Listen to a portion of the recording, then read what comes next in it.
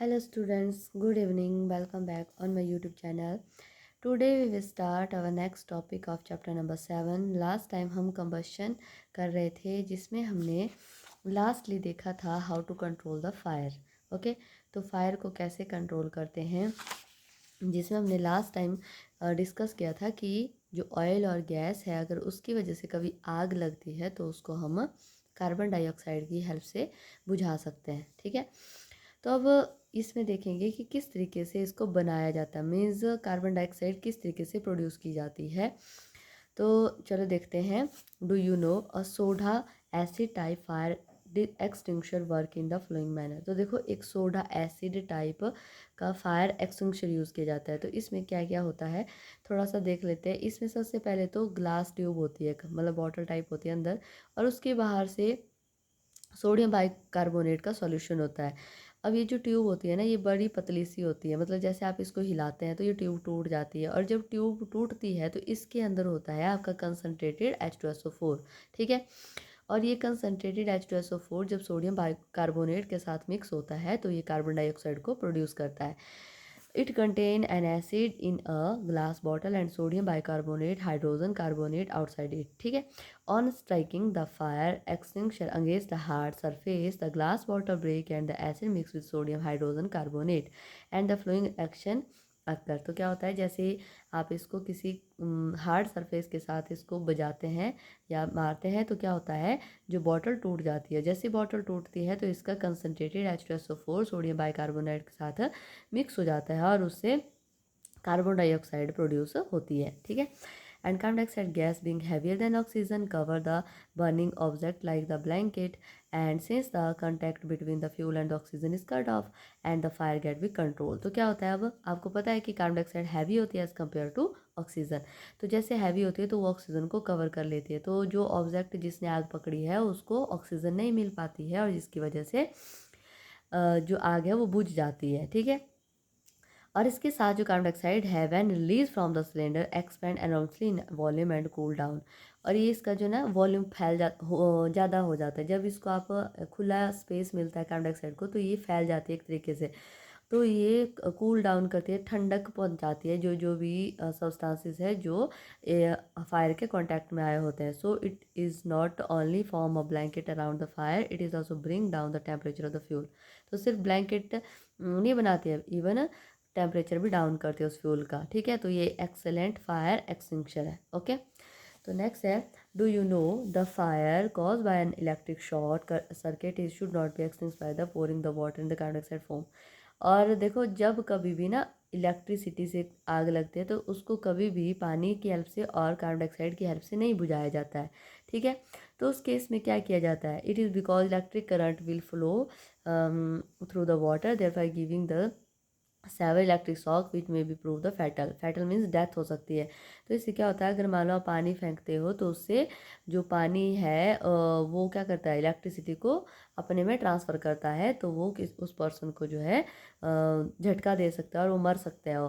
Such cases में electric current को जो है एकदम से, मतलब जो मेन स्विच होता है उसे बंद करना चाहिए और उसके बाद इमीडिएटली फायर ब्रिगेड को बुलाना चाहिए। ओके, नेक्स्ट है, what happen when there is a incomplete combustion. अगर मान लो कंबशन इनकम्प्लीट होता है, इनकम्प्लीट का मतलब आधा होना। ठीक है, पूरे तरीके से कोई चीज़ नहीं जल पाती है तो उस केस में क्या होता है, क्या बनता है उस केस में। During the incomplete combustion a part of the unburned carbon passes into the atmosphere in the form of soot and it is not only waste the fuel but also we pollute the atmosphere। आपने चूल्हे में देखी होगी आग जलती हुई, तो उसमें आप देखते होंगे कि धुआं निकलता है। ठीक है, जो धुआं होता है ना वो एक्चुअल में कब निकलता है ज़्यादा, अगर आपने देखा होगा कि बहुत ही सूखी लकड़ी है तो उसमें कम धुआं निकलता है, अगर गीली लकड़ी होगी ना तो उसमें ज़्यादा धुआं निकलेगा। तो जो सूट होते हैं उसका मतलब धुआं जो निकलता है ना, तो उसमें जो है अनबरंट कार्बन के पार्टिकल होते हैं, मतलब पूरे तरीके से नहीं जले हुए कार्बन के पार्टिकल होते हैं। उस वो एटमॉस्फेयर में जाते हैं, वो एटमॉस्फेयर को क्या करते हैं, पॉल्यूट करते हैं। कार्बन मोनोऑक्साइड इज फॉर्म्ड और उसके साथ कार्बन मोनोऑक्साइड भी बनती है, और ये जो गैस होती है हाईली पॉइजनस होती है और इसमें रेस्पिरेटरी प्रॉब्लम भी होती है और कई बार ये डेथ भी कॉज करती है।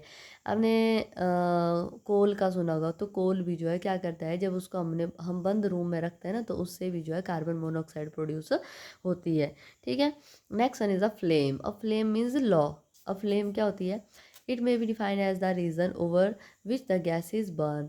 तो फ्लेम क्या होता है, एक ऐसा रीज़न है जहाँ पर गैसेज जो है बर्न करती है। When you burn a piece of paper और वैक्स कैंडल और फ्लेम इज प्रोड्यूस। तो जब कभी आप कागज़ का पीस या फिर कैंडल को बर्न करते हो तो आप देखते हो लौ निकलती है ना, तो उसी को बोलते हैं फ्लेम। ऑब्जर्व जब हम उसको करते हैं तो उसमें क्या क्या जोन होते हैं, मतलब इसमें डिफरेंट पार्ट होते हैं। तो सबसे पहले तो इसमें 3 जोन होते हैं, outer most zone, middle zone और इनर जोन। तो इसको याद रखने का तरीका होता है, आउटर मोस्ट जोन को बोलते हैं non luminous zone, inner middle zone को बोलते हैं ल्यूमिनस और इनर मोस्ट को बोलते हैं ब्लैक जोन। जो सबसे अंदर वाला जोन होता है ना, वहाँ पर काला होता है, काले वेपर्स होते हैं, क्योंकि वो अनवेरेंट, वहाँ पे बिना जले हुए वैक्स वेपर होते हैं। और जो मिडल वाला होता है ना ल्यूमिनस, मतलब चमकदार होता है, आपको लाल और ऑरेंज जैसे कलर का वो दिखाई देता है। ये येलो कलर का भी होता है, ठीक है। और उसके बाद है आउटर जोन, ये कंप्लीट कंबस्शन वाला जोन होता है, ये नॉन ल्यूमिनस जोन होता है, ठीक है। नॉन ल्यूमिनस का मतलब है ये आपको चमकीला नहीं दिखाई देगा, ये थोड़ा सा ब्लूइश कलर का होता है। अब देखो यहाँ पे हॉटनेस के बेस पे दिया, तो ये सबसे बाहर वाला बहुत हॉट होता है, बीच वाला मिड मॉडरेट हॉट होता है और अंदर वाला जो है लीस्ट, मतलब सबसे कम हॉट होता है। ओके। आउटर मोस्ट जोन जो है इसमें अनबरंट वैक्स वेपर होते हैं, मॉल्टन वैक्स होता है, मतलब coldest part of the flame, inner most सबसे अंदर वाला ना सबसे ठंडा पार्ट होता है। और मिडल जोन जो होता है ये पार्शियल कंबस्शन होता है यहाँ पे वैक्स का, और ये बहुत सारी हीट प्रोड्यूस करता है। और यहाँ पे जो है पार्शियली डिकम्पोज वैक्स वेपर होते हैं कार्बन पार्टिकल के साथ। और इस जोन में जो फ्लेम होती है थोड़ी हॉट होती है as compare to inner most zone, और येलो कलर का होता है। पर जो आउटर मोस्ट जोन होता है ना उसको नॉन ल्यूमिनस जोन बोलते हैं, और ये जोन कंप्लीट कंबस्शन होता है यहाँ पर वैक्स वेपर का और कार्बन पार्टिकल का। यहाँ पर air form side the flame, और ये mix with the unburnt wax vapour and carbon particle. और ये जो है कंप्लीट कंबस्शन के कारण ये जो है काफ़ी हॉटनेस प्रोवाइड करता है, और ये जो फ्लेम होती है ना बहुत गर्म होती है, ब्लूइश कलर की होती है। तो let us perform activity show the presence of wax vapour in the innermost zone of the candle flame. Now next one is the activity 4. Take a candle of medium size and fix it on a table. Light the candle. When the flame of the candle becomes steady, introduce a thin glass tube in the dark inner zone as shown. तो देखो क्या करना है, आपने एक table के ऊपर आपने कैंडल रखनी है लंबी जैसी, और उसके साथ आपने एक जो है ग्लास ट्यूब लेनी है। और फिर ग्लास ट्यूब को आपने इस तरीके से अरेंज करना है कि जो कैंडल की जो फ्लेम है उसके डार्क जोन तक जो है आपकी जो ग्लास ट्यूब जानी चाहिए। You will notice that the glass tube get be filled with the greyish white vapour. तो आप देखोगे ना जो ग्लास ट्यूब है आपकी उसके ऊपर जो है ग्रे कलर के वाइट वेपर्स आने शुरू हो जाएंगे। This start coming out from the other end of the glass tube. और एक एंड से वो जाएंगे और दूसरे एंड से वो बाहर निकल जाएंगे, मतलब ये पूरी फुल हो जाएगी। Now bring the burning matchstick near the mouth of the tube. You will observe that the vapors catch fire and burn, producing a flame similarly to that of the candle flame. तो आप देखोगे कि इस तरफ अगर आप match stick लगाते हो बर्न होते हुए तो वो जो है बिल्कुल वैसे ही जलेगी जैसे आपकी कैंडल फ्लेम जल रही है, ठीक है।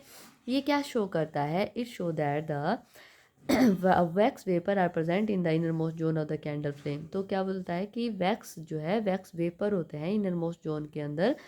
लेट अस नेक्स्ट पर, तो वही जो है जलते हैं, मतलब वैक्स वेपर है वो ट्रांसफ़र हो रहे हैं और उसके बाद वो दूसरे एंड के ऊपर जब आप उसको जलाना जलाने की कोशिश कर रहे हैं तो वो जलते हैं। तो मतलब वैक्स वेपर इसके अंदर प्रेजेंट है जो बर्न होते हैं। Let us next perform a activity to show that the luminous zone of the candle flame contain the unburned particle of the carbon। तो नेक्स्ट जो एक्टिविटी है वो बताती है कि किस तरीके से जो ल्यूमिनस जोन होता है कैंडल का उसमें जो है अनबरंट कार्बन के पार्टिकल होते हैं, ठीक है। अब ल्यूमिनस जोन मतलब चमकीला जोन जो येलो कलर का होता है उसमें जो है अनबरंट, अभी हमने पढ़ा है कि उसमें अनबरंट कार्बन होते हैं ना, तो कैसे होते हैं। आपने कैंडल फ्लेम लेना है, उसको टेबल के ऊपर रखना है, फिर आपने उसको लाइटन करना है, जलाना है उसको। अब आपने जो है एक clear glass tube, glass slide जो है उसके ल्यूमिनस जोन में डालनी है by holding it with the pair of tong. Hold the slide on the other same position for 40 seconds and then remove it, and you will observe the circular grayish black ring formed a glass slide। अब देखो जो glass slide आपने ली होगी ना उसके ऊपर जो है एक ग्रे कलर का जो है ऐसा सर्कल आपको दिखाई देगा, ठीक है। उसके मतलब सेंटर में जो है अनबरंट कार्बन पार्टिकल इसमें होंगे, and the black deposition due to the unburnt carbon particle in the luminous zone of the flame, and the centre of the ring does not have any carbon particle because this was the other dark inner zone and does not have unburnt carbon particle. तो ये जो black वाला area है ना, ये क्या show करता है, इस एरिया में जो है, जो आपका ल्यूमिनस जोन था ना, उसकी मतलब जो रिफ्लेक्शन है वो इस एरिया पर आती है, जिसकी वजह से ये ब्लैक कलर का दिखता है, क्योंकि यहाँ पर जो है कार्बन के पार्टिकल प्रेजेंट होते हैं। और जो अंदर वाला जो रिंग बनता है ना, सेंटर वाला जो है ना रिंग जो है, उसमें कोई कार्बन पार्टिकल नहीं है, जिसकी वजह से जो है वो वाइट कलर का होता है।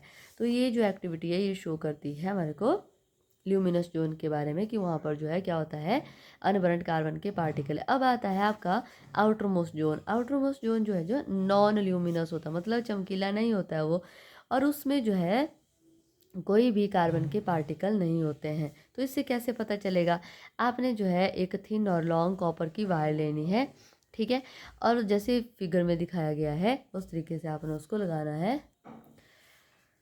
30 सेकेंड तक आपने उसको रखना है। You will be notice that the copper wire get be red hot in the non luminous जो पार्ट ऑफ द फ्लेम। तो आप देखोगे कि 30 सेकेंड के बाद जो आपकी कॉपर की वायर है बिल्कुल लाल गर्म हो जाती है, ठीक है। It is just get be blacken in the luminous part होता है, और वो थोड़ी सी ब्लैक हो जाएगी उस एरिया पर जहाँ पर जो है ल्यूमिनस पार्ट होगा, ठीक है।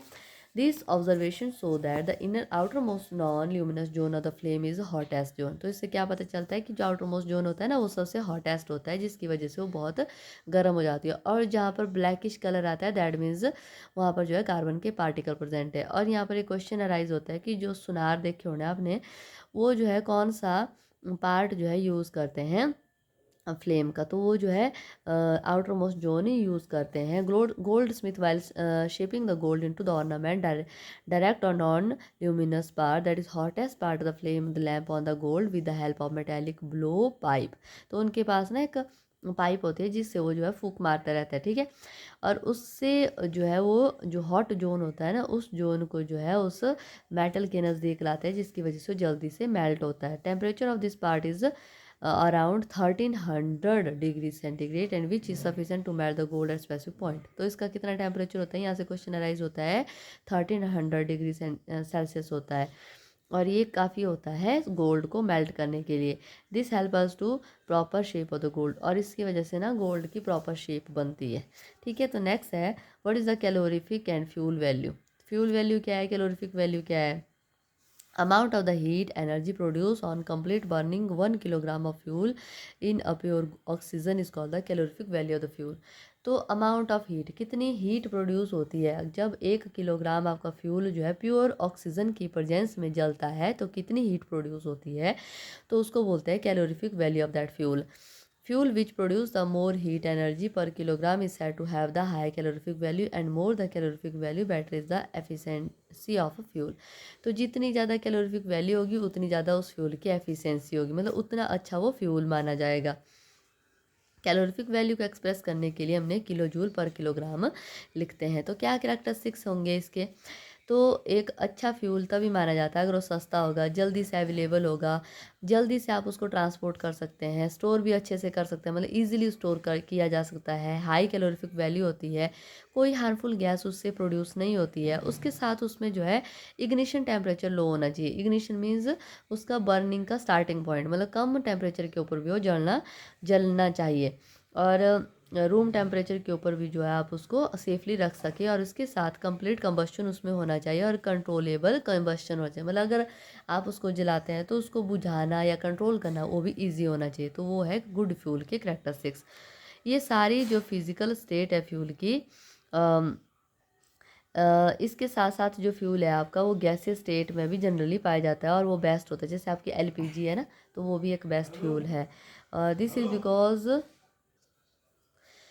गैस को भी एक अच्छा फ्यूल माना जाता है। तो इसका क्या रीज़न है, गैसेस फ्यूल जो है सप्लाई होता है सिलेंडर में, पाइप के थ्रू भी इसको सप्लाई किया जाता है, और इसकी जो ट्रांसपोर्टेशन कॉस्ट होती है वो भी कम होती है। और गैसेस फ्यूल जो है रिलीज़ करता है लार्ज अमाउंट की एनर्जी, और इसके साथ ही ये अपने पीछे कोई भी रेजिड्यू नहीं छोड़ता है। आपने देखा होगा गैस के ऊपर हम जब चीज़ें यूज़ करते हैं तो वो कोई ब्लैकिश नहीं होती है, ठीक है, साफ़ रहती है।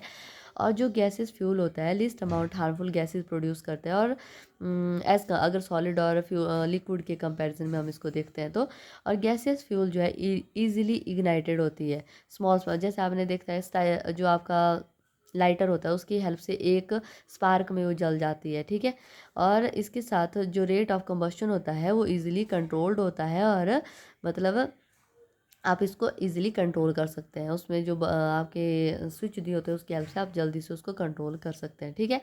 हार्मफुल इफेक्ट क्या है फ्यूल का? तो हार्मफुल इफेक्ट मतलब कैसे वो आपको नुकसान पहुंचाता है। तो जो फ्यूल है जैसे आपकी वुड है, कोल है, पेट्रोल है, ये सारे अनबरंट कार्बन प्रोड्यूस करते हैं, ठीक है। ये जो अनबरंट कार्बन पार्टिकल होते हैं जैसे smoke, ash, get we suspended in air, और ये हवा में रहता है एक तरीके से, और इसकी वजह से जो है एक्सेसिव अमाउंट के पार्टिकल जो है वो ब्रीदिंग प्रॉब्लम भी कॉज करते हैं, ठीक है। और सर्दियों के दिनों में स्मॉग बनती है इनसे, मतलब एक धुंध जो बनती है ना वो हार्मफुल होती है प्लांट्स और एनिमल के लिए, क्योंकि प्लांट्स के लीव्स के ऊपर जब वो बैठती है तो प्लांट्स की जो स्टोमेटा होता है उनको क्लोज कर देती है। और इसके साथ इनकम्प्लीट जो कंबस्शन होता है कार्बन फ्यूल का, उसकी वजह से कार्बन मोनोऑक्साइड गैस प्रोड्यूस होती है और वो बहुत ही पॉइजनस होती है। इसका जो स्मॉल अमाउंट है अगर वो एयर में रहता है, अगर हम उसको ब्रीद करते हैं तो हमारे लिए बहुत ही ज़्यादा फेटल होते हैं, मतलब डेथ तक हो सकती है। अगर आप कभी सुना भी होगा आपने कि कभी रूम में बंद रूम के अंदर अंगीठी जला के रखी और जो पर्सन वहाँ सोए थे उनको गैस लगी और वो ख़त्म हो गए, क्योंकि जो ये ना एक स्लो पॉइजन की तरह काम करती है। जब ये धीरे धीरे आपके रेस्पिरेटरी ट्रैक में जाती है तो पर्सन को पता नहीं चलता है कि कब उसकी सांस बंद हो गई, इतना स्लो इसका जहर होता है। और ये जो है हमारे जो ऑक्सीजन कैपेसिटी होती है हमारे हीमोग्लोबिन की, उसको बंद कर देता है, ठीक है। और उसके साथ साथ जो कंबस्शन होता है मोस्ट ऑफ ये जो है कार्बन डाइऑक्साइड को रिलीज़ करता है और एनवायरनमेंट को जो है हार्म करता है। और कार्बन डाइऑक्साइड जो है क्या करता है, हीट को ट्रैप करता है, ठीक है। हीट को ट्रैप, जो हमारी हीट है सन अर्थ की जो हीट होती है जो सन की वजह से मिलती है उसको रोक देता है एक तरीके से, और हमारे अर्थ का टेम्परेचर राइज होता है, उसको ग्लोबल वार्मिंग बोलते हैं, ठीक है। और पोलर ग्लेशियर उससे पिघलते हैं, सी लेवल उससे बढ़ता है, और उसके साथ साथ कोस्टल एरिया में फ्लड जैसी सिचुएशन भी उससे बनती है। जब आपका कोल को आप बर्न करते हो, डीजल को बर्न करते हो, तो सल्फर डाइऑक्साइड भी गैस प्रोड्यूस होती है, और ये बहुत ही ज़्यादा सफोकेटिंग गैस होती है। और वाटर वेपर में जब ये डिज़ोल्व होती है तो ये सल्फ्यूरिक एसिड बनाती है, और एसिड रेन भी इससे बनता है। और एसिड रेन आपने सुना होगा कि एसिड रेन से क्या होता है, आपके बहुत सारे मॉन्यूमेंट है, सबसे मेन जैसे आपका ताजमहल है उसका जो मार्बल है वो ख़राब हो रहा है, क्योंकि वो जो एसिड रेन है वो उसको जो है एक तरीके से कोरोड करती है, ख़त्म करती है।